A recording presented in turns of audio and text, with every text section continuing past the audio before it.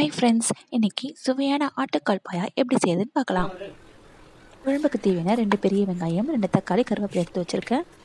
மசாலா நம்ம வீட்டிலே ரெடி பண்ண போகிறோம். அதுக்கு 2 ஸ்பூன் சோம்பு, 1 ஸ்பூன் கசகசா, மிளகு, சீரகம், 3 காஞ்ச மிளகாய் எடுத்து வச்சுருக்கேன். ஒரு பக்கம் ஆட்டுக்கால் வேக வச்சுருக்கேன். மசாலா அரைச்சதுக்கப்புறம் கொஞ்சம் முந்திரி, 2 தேங்காய் பத்தை இதையும் இந்த மசாலாவில் சேர்த்து நல்லா பேஸ்ட் மாதிரி அரைச்சிக்க போகிறோம். இந்த மசாலா தான் இந்த குழம்புக்கு சுவையை கொடுக்க போகுது.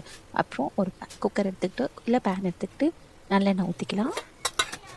குழம்புக்கு தேவையான பட்டை, லவங்கம், அன்னாச்சி பூ, பிரியாணி இலை, ஏலக்காய், உங்களுக்கு என்னென்ன ஸ்பைசஸ் விருப்பமாக இருக்கோ அந்த ஸ்பைசஸ் எல்லாம் ஆட் பண்ணிக்கலாம். இல்லை கரம் மசாலா பவுடர் தான் யூஸ் பண்ணுவீங்கன்னா தாளிச்சிட்டு கரம் மசாலா பவுடரும் யூஸ் பண்ணிக்கலாம். இது என்னோட சுவைக்கு ஏற்ப. இப்போ கட் பண்ணி வச்சுருக்க வெங்காயம் போட்டு நல்லா பொன்னிறமாக வர வரைக்கும் வதக்கிக்கலாம். ஆட்டுக்காலில் நிறைய பெனிஃபிட்ஸ், ஹெல்த் பெனிஃபிட்ஸ் இருக்குது. வெங்காயம் கண்ணாடி மாதிரி வதங்கினதுக்கப்புறம் இஞ்சி பூண்டு பேஸ்ட்டு அரைச்சி வச்சுருக்கேன். அது 2 ஸ்பூன் போட்டு நல்லா கலந்துக்கிட்டுக்கலாம்.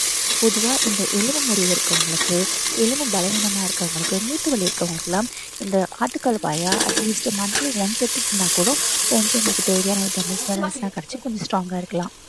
வெங்காயம் வதங்கினதுக்கப்புறம் தக்காளி போட்டு அதுவும் நல்லா வதக்கிக்கலாம். தேவையான அளவுக்கு உப்பு, மிளகாத்தூள், மஞ்சள் 3 போட்டுட்டு நம்ம வேக வச்சுருக்க ஆட்டுக்கால் அதில் போட்டு கலந்து விட்டுக்கலாம். இந்த ஸ்டேஜில் நம்ம அரைச்சி வச்சுருக்க குழம்புக்கு தேவையான மசாலா ஆட் பண்ணிக்கலாம். இந்த மசாலா ஆட் பண்ணதுக்கப்புறம் வீடு நல்லா கம்மன்னு நல்லா வாசனை ஆயிடுச்சு. குழந்தைங்கலேருந்து பெரியவங்க இருக்கும் எல்லாருமே விரும்பி சாப்பிடுவாங்க. ரொம்ப டேஸ்ட்டாக இருக்கும். இது ரைஸ், சப்பாத்தி, இட்லி, இடியாப்பம், தோசை இப்படி எல்லா டிஷ் கூடயுமே நீங்கள் சைடிஷாக வச்சு சாப்பிட்டுக்கலாம். ஆல்ரெடி ஆட்டுக்காலை 10 விசில் விட்டு எடுத்து வச்சுருந்தேன். இப்போ குழம்பு ரெடி ஆகும்போது ஒரு 2 விசில் வச்சு இறக்கிட்டேன். நல்லா சூப்பராக பஞ்சாக வெந்திருந்துச்சு. எலும்பெல்லாம் என் பசங்க நல்லா கடிச்சு சாப்பிட்ற அளவுக்கு சுவையாக சூப்பராக இருந்துச்சு. மெத்தடில் ட்ரை பண்ணிவிட்டு உங்கள் கமெண்ட்டை சொல்லுங்கள்.